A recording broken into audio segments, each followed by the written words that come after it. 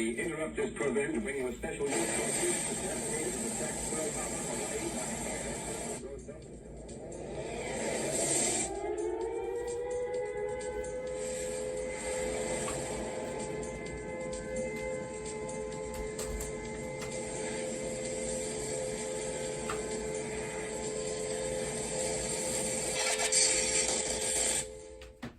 What would happen if you found Moses' calendar that Messiah died on, found hidden in the book of Acts? Be game over for the Christian history. Be game over for the Jews.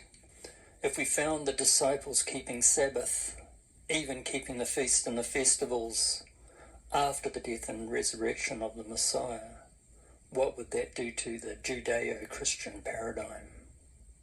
It would destroy it. It is written twice in the book of Daniel that the end time shall come at the appointed time. Yet, for the past 2,000 years, Christianity has had no calendar but the Roman calendar. Why have they abandoned the calendar that Messiah created and died on? Are we living in the last days?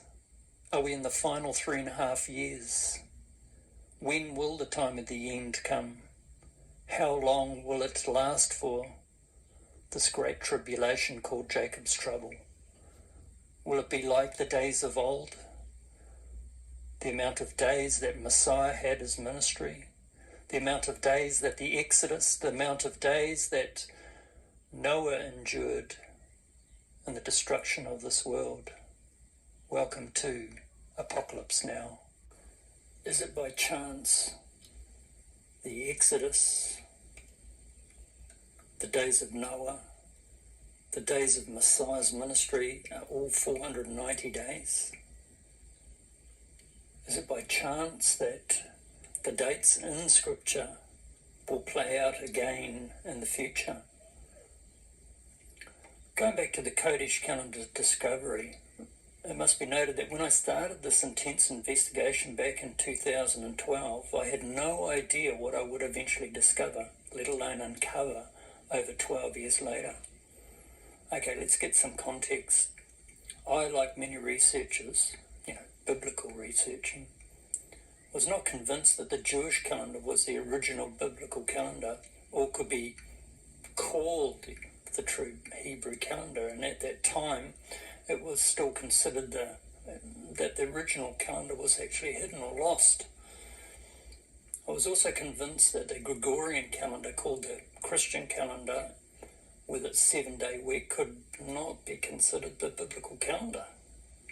Fact is, the Christian calendar in its current form has only existed since 1582, and after many changes, it evolved from an 8-day week. And subsequently it morphed out of the Julian calendar. There was just so many changes. It's unbelievable. But back in 2012, I noticed that the Jewish Passover, Atonement and Tabernacles, that's the Feast of Booths, ended up side by side with their Saturdays. Thinking about it, I therefore sort of logically deduced their holy days were not set apart. What I mean set apart? Well, in two ways. Both physically, it had no day to prepare for the next day. It remains as a prerequisite, a preparation day or a rule that is even found in the New Testament scriptures, like Matthew 27:62, Mark 15:42, Luke 23:54, John 19:31 and 19:42. Do you know the term holy days, or word holiday? It doesn't exist in the Bible. The Hebrew word for these holy days is called moed or moedim, and is written as appointed times, seasons, feast, assembly, etc. So why did the Jewish holidays end up side by side with their Saturday, what they call a Sabbath? My reasoning at this stage, well, maybe they are not the true feast days of the Creator as found in Leviticus 23. Maybe their holidays written on Rome's week is a fraud and is not the Creator's calendar. I found out with some study that the Jews made quite an effort to alleviate this problem that occurs regularly by the use of what they call intercalation and postponement of days. I had little to go on, but I had a hunch, a breadcrumb clue to start the investigation, and that will become evident later. I must warn you, this discovery is a real game changer and completely destroys all pre-held beliefs and doctrines that have ever existed over the past 2,000 years. We need to be aware that the method that I employed to locate this calendar and express it as the Qodesh calendar was not influenced by eisegesis. This means the interpretation of the discovery, therefore during and afterward, was never influenced by a religious, cultural, personal, emotional or pre-held viewpoint. Now, it's important to know that where I'm coming from, so you can start getting some basis to, some ground rules, and you can tell that I'm not talking a whole lot of rubbish. Again, I really didn't know the consequences of the Qodesh calendar discovery would have on so many different levels, today and in the very near future. So this funny word called eisegesis is the process of interpreting text in such a way as to introduce one's own presuppositions, assumptions, agendas or bias.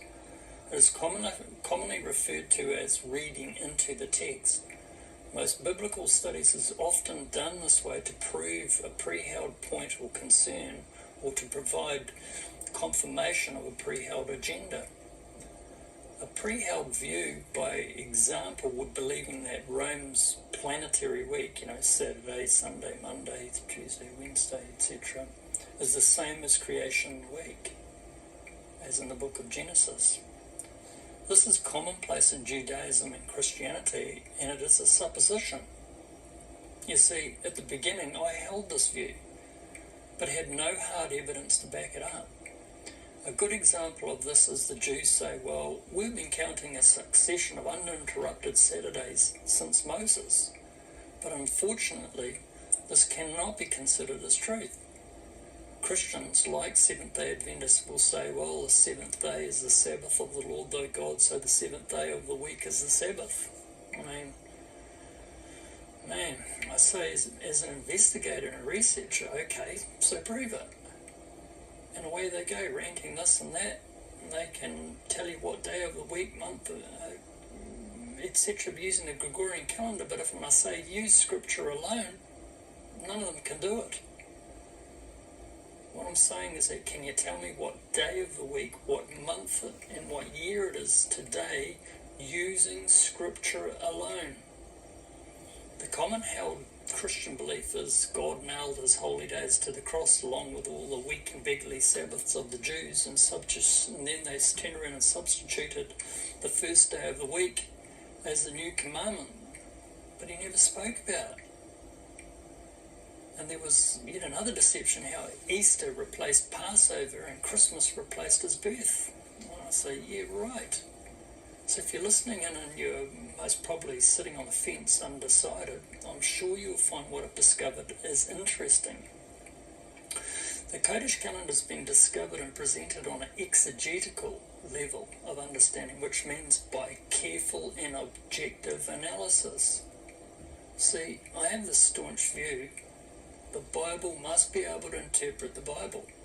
Otherwise the conclusion would be viewed as subjective and just an opinion.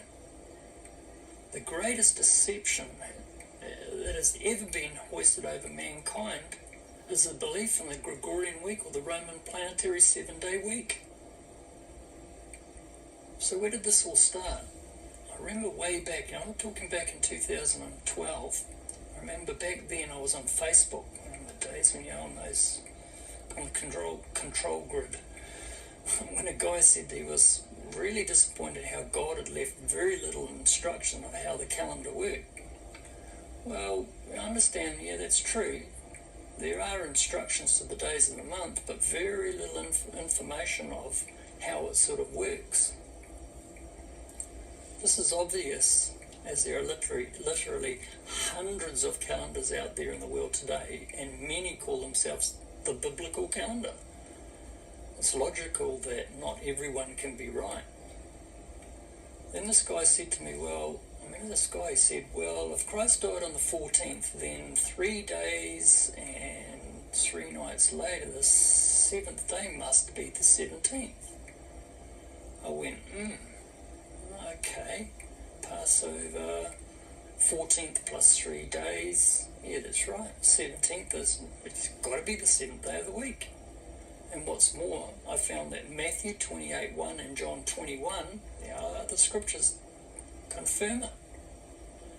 Now, I was armed with my first clue, so it got me thinking. I thought, has this ever happened before? The 14th plus 3, so the 17th is the 7th day of the week. Say, back in the Exodus. Well, how would I know? I'm not a Jew. So I thought, here's a go. Jump online and ask a Jew. Hey, even ask a rabbi. Now, where do you find a rabbi? So I jumped on and I found this rabbi and I sent him an email. Well, surprise, surprise, after a few days, this dude actually replied to me. He was very short, no hello or goodbye type of thing. His reply was, some of us have been arguing that the 17th was the 7th day in the Exodus at the Red Sea. And he gave me some Jewish scholar's name and a target number out of the Talmud or something like that, reference number. I thought, oh boy, how am I going to find that out? I don't have any access to these sort of books.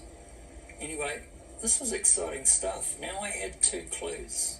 So you got the clue of Messiah on the cross, my 14th plus 3 equals the 17th, and then now the Jews have been arguing this over, hundreds of years, if not thousands of years, that the Passover occurred on the same sequence of days. Anyway, I had enough that I could maybe start building a working calendar out of it, but I was none the wiser, let alone I couldn't figure out how it started or how it ended. You see, in the Bible we have dates, and they're called days of the month, and they're sort of written like the time of Noah.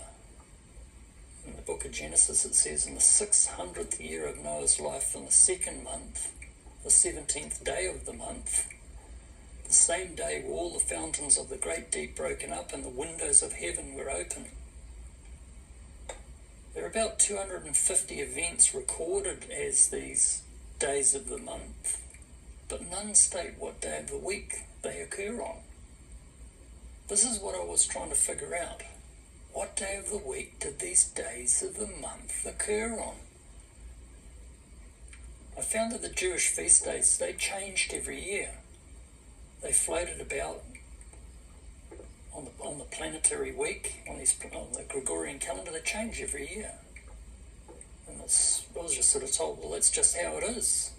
The feasts are not fixed to certain days of the week, but I wasn't convinced. See, your birthday is the same. If you look at your birthday this year and you say, hey, it's, say, Christmas Day, right? 25th. Well, this year, if we have a look, it's going to be on a Monday. So next year it's going to be a Tuesday, and the year after it's going to be a Wednesday. So your birthday changes every year, and if it's a leap year, it's going to jump 2 days. So when you're actually keeping your birthday, you're actually not keeping your birthday. It's not the actual day.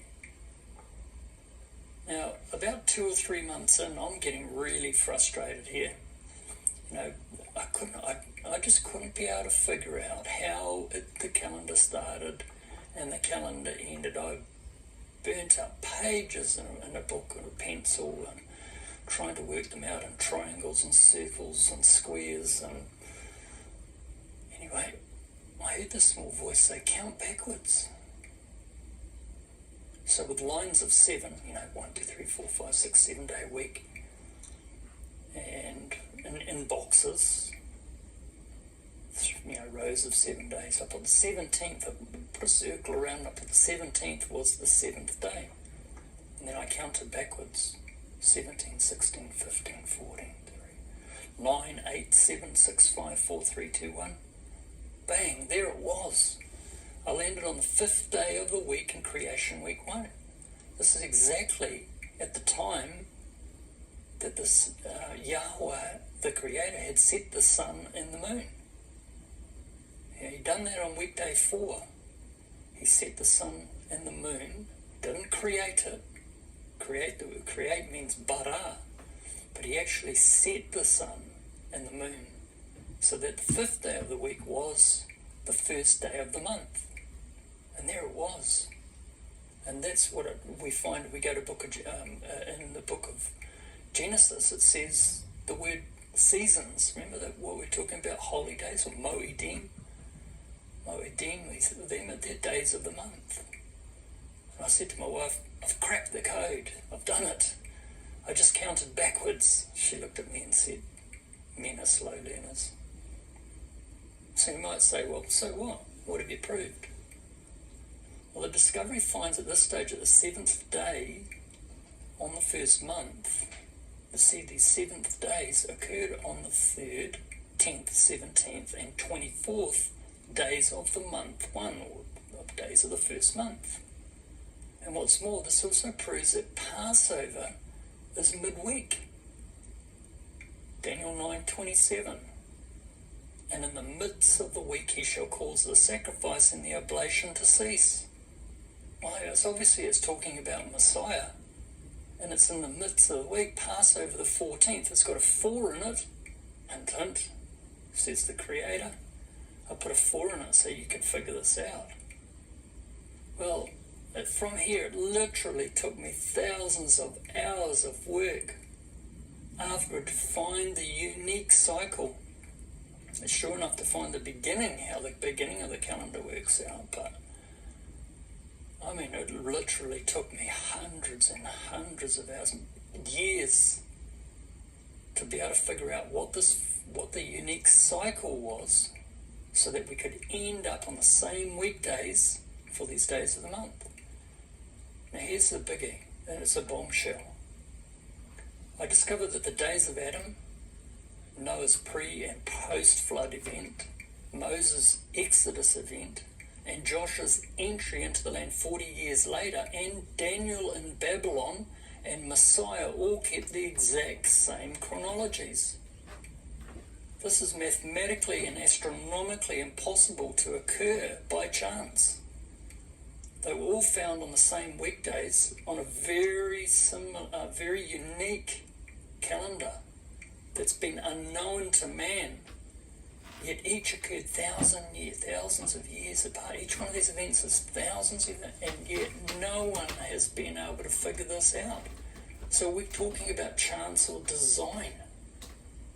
That all of the chronological evidences, I'll go back through it, Adam, Noah, Moses, Joshua, Daniel, and Messiah all kept the exact same chronological days of the month on the days of the week. Now, I started off with a few evidences, and these evidences grew. And they've grown from half a dozen through to 20 to 30, now over 30 chronological evidences. And there's also micro-chronologies, little chronologies that are within these larger chronological evidences of these days of the month, sequence of time embedded as time date stamps in Scripture. Now, look, if you're having trouble understanding what I'm trying to show you, just go back and have a listen to this again. This is the bombshell, the last exacting and self-same evidence of Moses' calendar that Messiah used and he died on is found hidden, wait for it, in Paul's journey to Troas in Acts 20 verses 6 to 7. So this month 2 chronological evidence is found over 27 years after the death and resurrection of Messiah. Here we find Paul and he's an apostle Paul. Shaul is keeping the same calendar as Messiah, Moses, and Noah. Now, the summary of the discovery is this. First off, the undeniable and unequivocal evidences proves the Jews have never kept the true calendar of Adam, Moses, Joshua, Noah, Daniel, and obviously Christians have never kept this calendar that Christ or Messiah and the Apostle Paul and the disciples kept. So, I mean, really, let that thought sink in for a moment. This is huge. The Jews who say they are Judah and are not Judah, and the Christians who say they're apostles and they're not, who keep Sunday, and both of them, they keep Sunday and Saturday, they keep this Roman week.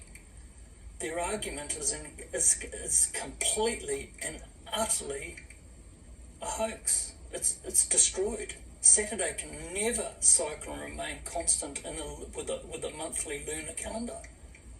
Why? Because the calendar uses the moon. It is mathematically an impossibility for the Gregorian Roman 7-day week to divide evenly out into an uninterrupted pattern of lunar months. It's impossible. Whether you put 29 or 30 days in a month, Saturday eventually ends up side by side with the feast days, which are days of the month. And it's proven to be not the seventh day of the Christian Bible or the Jewish scriptures.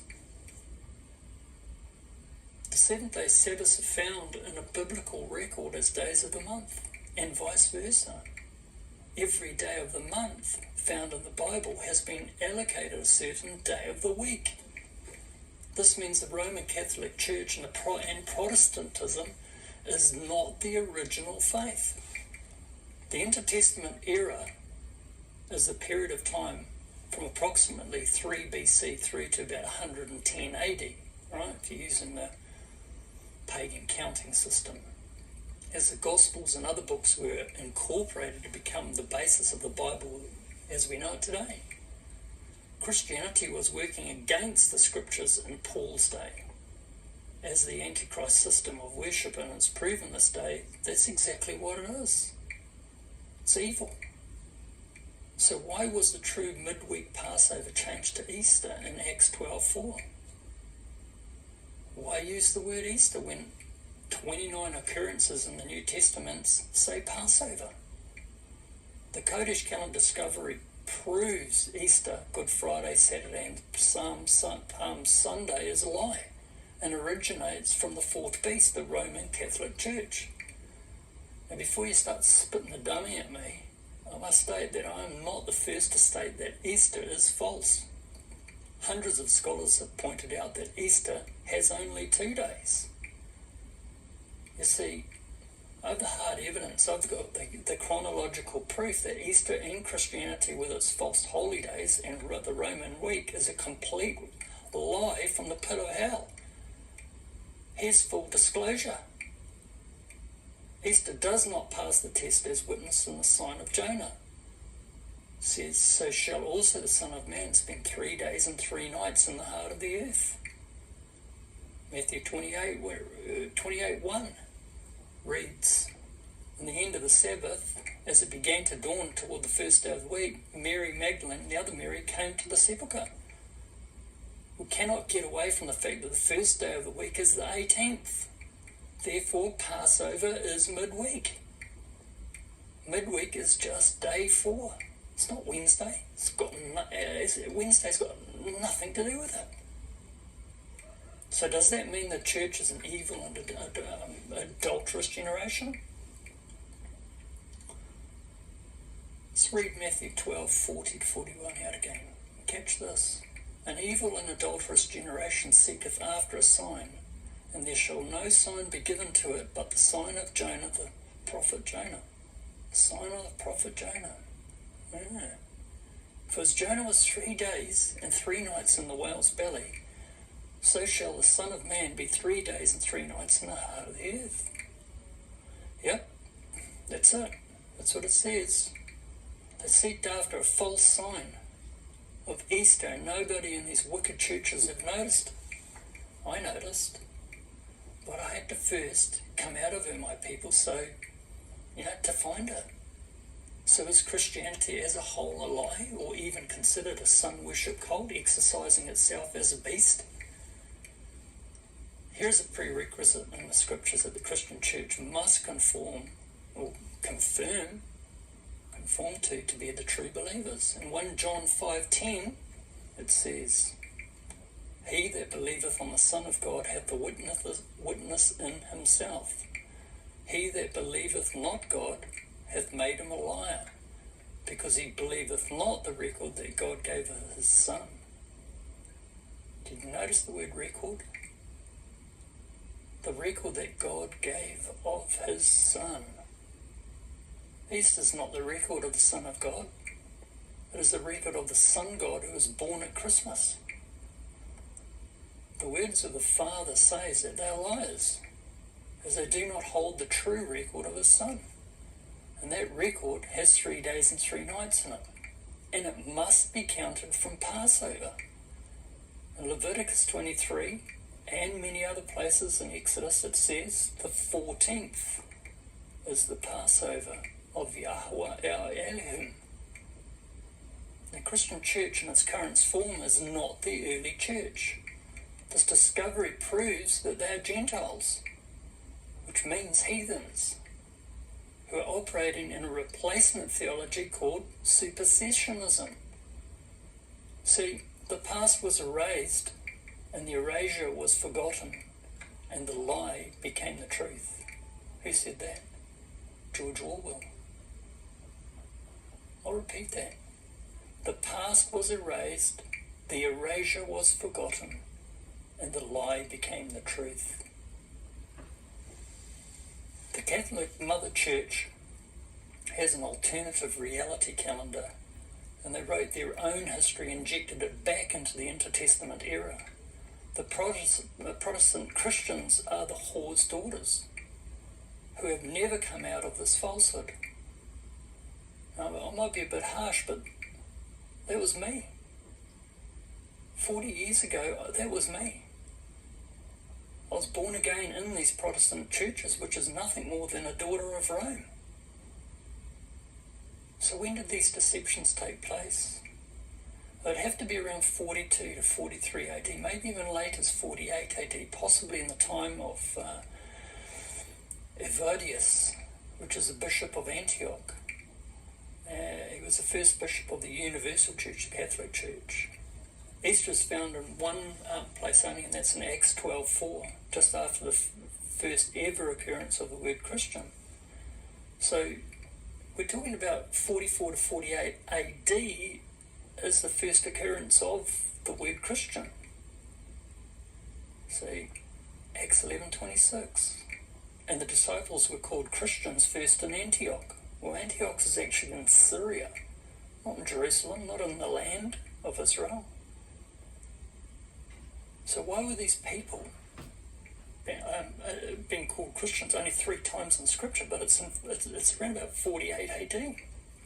We're talking about quite a few years after, 20 odd years after the death and resurrection. Well, Antioch was one of the most glorious of all the Greek cities in the world. It was home to hundreds of thousands of people in its golden age, when it was known as the Second Rome, and subsequently the cradle of Christianity. Placed on the Silk Road, it played a pivotal role in the emergence of this new religion.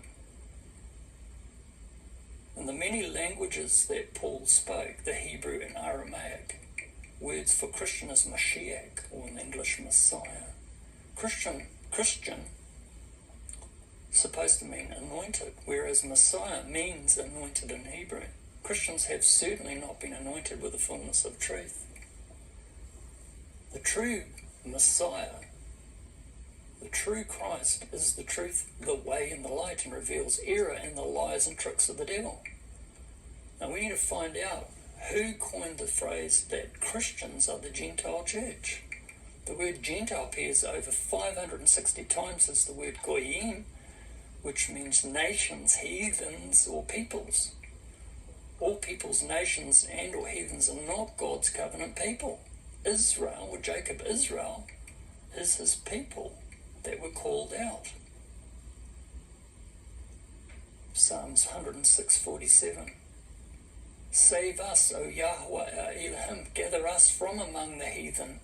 We give thanks unto your set-apart name, to exult in your name. We've already found Easter as one of the earliest fallacies of the Christian church. The Catholic Church claimed that church was built on Peter in Antioch. Eusebius writes, and Epaphroditus, having been established the first bishop of the Antiochians, Epaphroditus died around 66 AD and was replaced with Ignatius as bishop of Antioch. So the earliest occurrence in Christian literature of the phrase Catholic, which means universal, was coined by Ignatius. Ignatius is one nasty piece of work. He speaks against the laws and the prophets. He hates Jews and also coins the phrase the Lord's Day in his writings. Here is a quote from the epistle to Hero, a deacon of Antioch, chapter 14. If anyone fasts on the Lord's Day or on the Sabbath, except on the Paschal Sabbath only, he is a murderer of Christ. What he's actually saying is if you fast on any other day than Easter Sabbath or Sunday, the Lord's Day, you're a murderer of Christ. That's right, if you don't keep the Lord's Day or Sunday, the first day of the week, you're a Jew, a murderer of Christ. Man, this is crazy stuff. God's people were commanded to fast and pray on 4 days of the month, as we find in Zechariah 8:19. And this does not mean Jews, it means Jacob Israel, the Israel of God. Ignatius, the Christian Jew hater, is one of the originators of the Lord's Day lie, which was founded at Easter by Epaphroditus, the first bishop of Antioch. Christians claim Matthew 28:1 and Acts 20:6-7 as the first day of the week, but on close examination, both scriptures expose the calendar Moses and Messiah kept.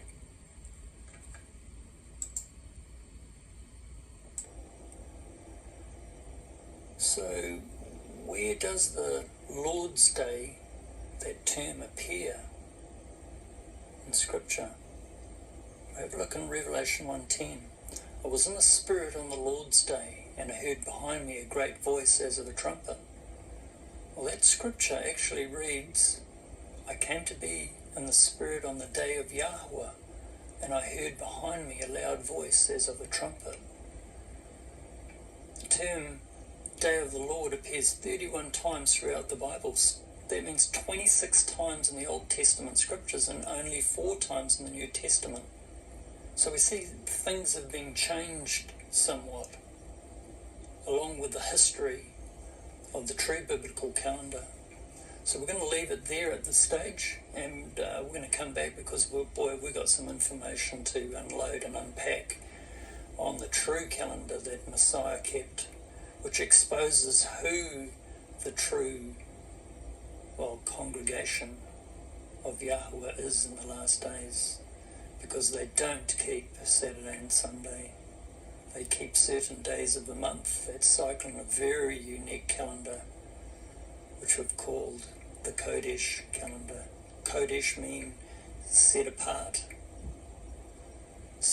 from not only the things of this world, but from all religions, and everything that we've ever known has been proved to be a lie or half-truths. And we're not to live in half-truths, because there's going to be no safety in half-truths in the last days. So catch you later. Bye.